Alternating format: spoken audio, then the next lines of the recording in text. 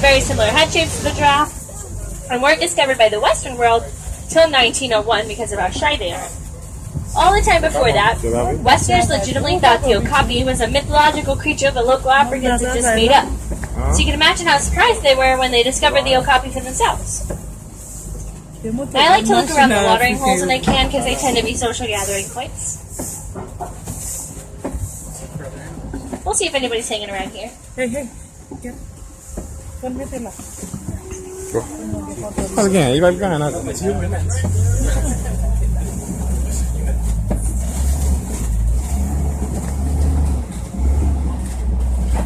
Whenever they're hungry. They're herbivores, so they like to eat vegetation. Even have molars at the back of their mouths for grinding vegetation up with. An 18-inch long incise just the front of their mouths they'll use for.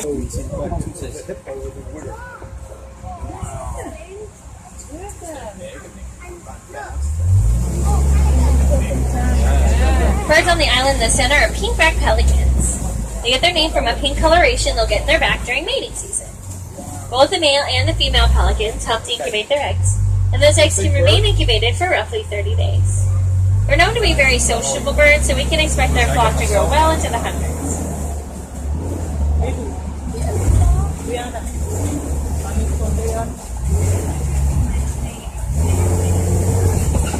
Underneath the bridge here on the left-hand side, there are Nile crocodiles.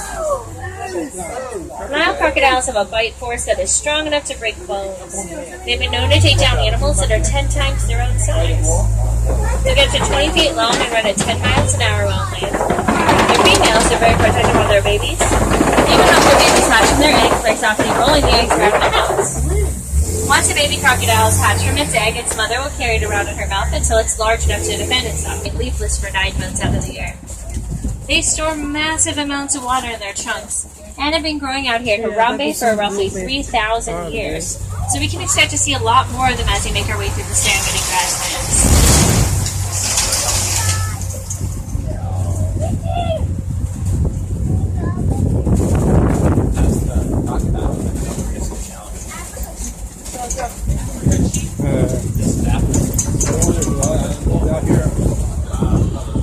There are white-bearded wildebeest in Zealand over here as well. Patterson Zealand are the large tan animals. They're the largest species of antelope in the world. Their males get up to 6 feet tall and 2,000 pounds, and even have the ability to jump 6 to 8 feet straight up in the air from the standing position. These wildebeest migrate for hundreds of miles to get here to the span, and their groups will grow into the millions. They prefer much larger groups because there's security in numbers. Even at nighttime, will remain in their large groups by laying on the ground with little rows in between, so they have room to hop up and run in case of an emergency. Local Africans call them the gnu, spelled G-N-U. They're called this because of the sound that they make. I like to look for spotted hyenas on the left. Spotted hyenas are led by one alpha female. All the females outrank the males in the hyena kingdom, even the lowest ranking ones. They're not part of the canine or the feline family. They're their own separate species of animal known as Hyenidae. They're very independent and will do a majority of their own hunting themselves, but do like to steal from other predators when the opportunity arises. Just around the corner behind this tall grass here, they're called springboks. They get their name springbok because they literally spring straight up in the air whenever they're frightened or overexcited. It's called frolicking. They're in the top 10 percentile of fast animals in the world. Their speeds ranging between 50 and 60 miles an hour. They won't get any bigger than these guys are. They're only about 80 to 100 pounds and roughly 3 feet tall, full grown.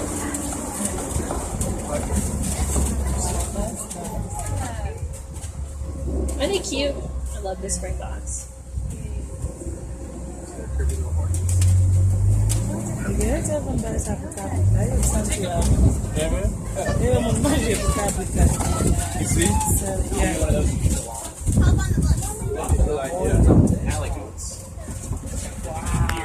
Probably could change his location. Out in the field up here on the right-hand side, there are some Nkoli cattle.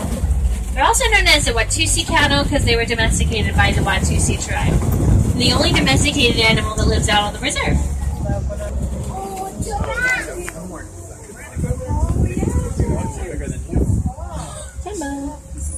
There are 7 subspecies of giraffe. The ones that live out on this reserve are called Maasai giraffes. They have a jagged edge to their spots. Looks like someone was coloring them, but didn't really get inside all the lines. Their males get up to 20 feet tall, and their babies are born at 6 feet, tall enough to look a grown man right in the eye from birth. They only have 7 vertebrae in their neck, which is the same amount that we have, only their vertebrae are connected by a ball and a joint, like how your shoulder is connected to your arm. That gives their necks added flexibility. Giraffe tongues are 18 inches long and prehensile, so use them like a hand to reach those branches that are too far away from their noses to reach. Giraffe tongues are even long enough to reach inside their ears to keep their ears clean. Alright, let's start making our way over towards the red clay pits, see if we can find some elephants.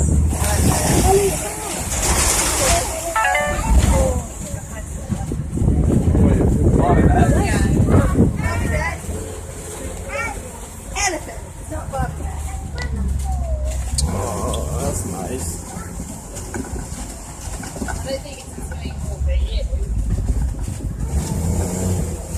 Looks like our usual road's closed. No worries though. We can always use the bridge up ahead instead.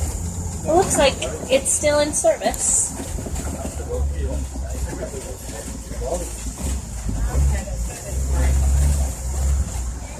Alright, so we don't want to go over this. So elephants are divided males and females. Female elephants will stay with their original herd for the rest of their lives. It's only the males that break off from the herd. Oh, yeah. At around the age of 13 to 15, male elephants decide to hang out solo or sometimes join a bachelor herd, but they'll only really end up back with the females during mating season.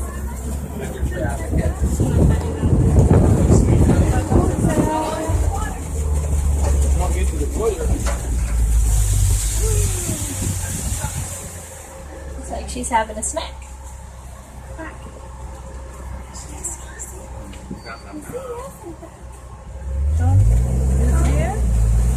I can't see nothing. There's a flamboyant and greater flamingos here. Greater flamingos are the tallest of the flamingo species. Get their pink coloration from eating small brine shrimp and algae for about a year after they're hatched. They will eat a lot of shrimp, but they're not going to get any pinker than this. In fact, as they get older, they have a tendency to lose the coloration in their feathers. Like when people get older, their hair starts to turn gray. Flamingo beaks curve downward into a hook-shaped form that forces them to eat upside down. So the way a flamingo has to eat is by filter feeding. Alright, we're crossing over to the east part.